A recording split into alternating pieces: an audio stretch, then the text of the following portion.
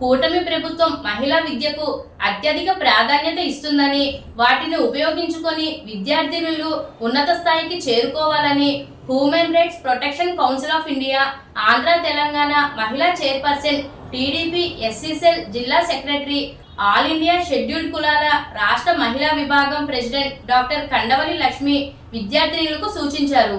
ఈ సందర్భంగా గోకవరం మండలం వీర్లంకపల్లి గ్రామంలోని బాలికల వసతి గృహంలో ఈ రోజు అంతర్జాతీయ మహిళా దినోత్సవ సందర్భంగా ఘనంగా వేడుకలు నిర్వహించారు. ఈ కార్యక్రమానికి ముఖ్య అతిథిగా హాజరైన డాక్టర్ కండవలి లక్ష్మి మాట్లాడుతూ, ముఖ్యమంత్రి నారా చంద్రబాబు నాయుడు, ఉప ముఖ్యమంత్రి పవన్ కళ్యాణ్, విద్యాశాఖ మంత్రి నారా లోకేష్లు మహిళల విద్యకు అత్యధిక ప్రాధాన్యత ఇస్తున్నారని అన్నారు. బాలికలు ఉన్నత విద్య అభ్యసించేందుకు ఫీజు రియంబర్స్మెంట్ పథకం అమలు చేస్తున్నారని, అలాగే బుక్స్, స్టేషనరీ, కాస్మెటిక్స్, క్రీడా పరికరాలు అందించి విద్యార్థినులను ఉన్నత చదువులు చదువుకునేందుకు ప్రోత్సహిస్తున్నారని వివరించారు. అదేవిధంగా రాజానగరం మండలం ఎస్టీ రాజాపురంలో జిత్తుగా జ్యోత్స్న రక్షణానందం ఆధ్వర్యంలో మహిళా దినోత్సవ వేడుకలు ఘనంగా నిర్వహించారు. ఈ కార్యక్రమంలో మహిళలు పెద్ద ఎత్తున పాల్గొని మహిళా దినోత్సవ వేడుకలు ఘనంగా నిర్వహించారు. ఈ కార్యక్రమంలో చేపల సత్యవతి, కిలాడ్ బేబీ, కండవల్లి బేబీ తదితరులు పాల్గొన్నారు.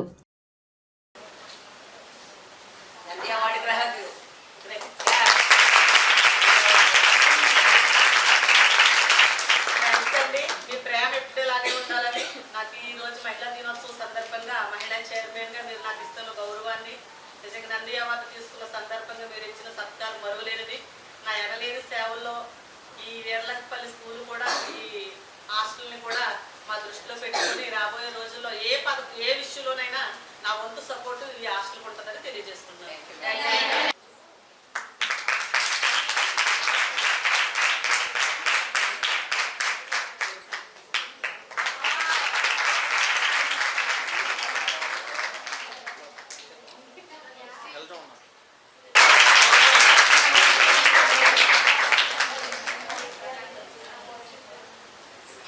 ఈరోజు మహిళా దినోత్సవ సందర్భంగా మా జ్యోత్స్న గారికి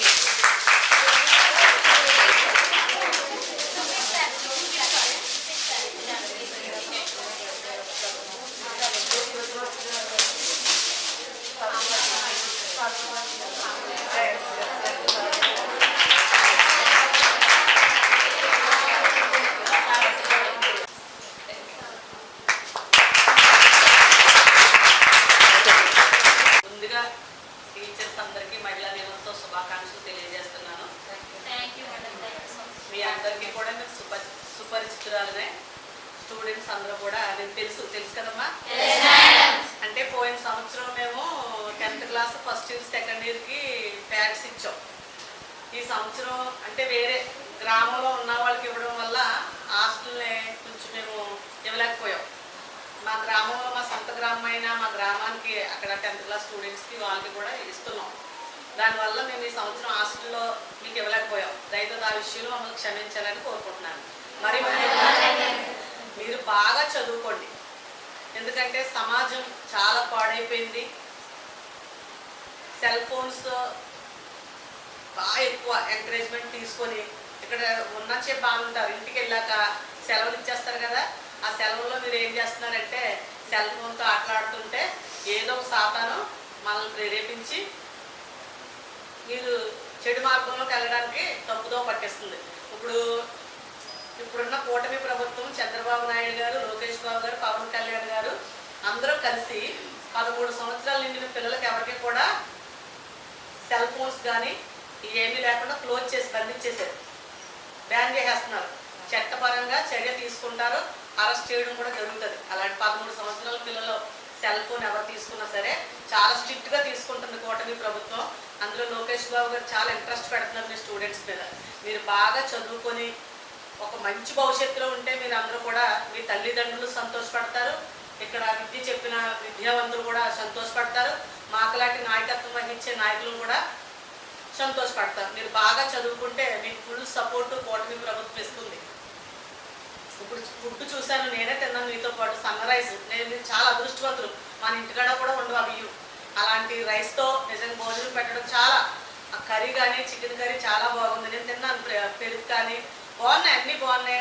హాస్టల్లో ఇంత స్పెషాలిటీ మాకైతే లేదమ్మా.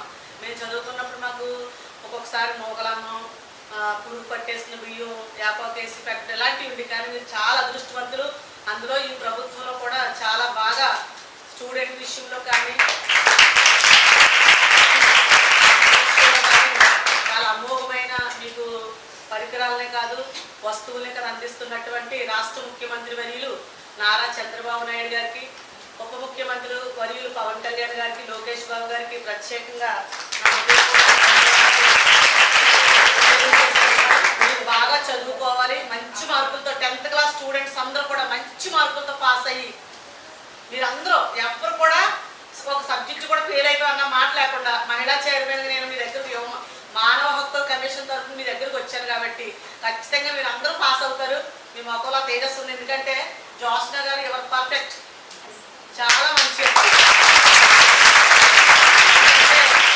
మా సిస్టర్ గారు కూడా మేడం గారు విద్యార్థులు ఇప్పుడే మాట్లాడారు. చాలా మంచి వ్యక్తి.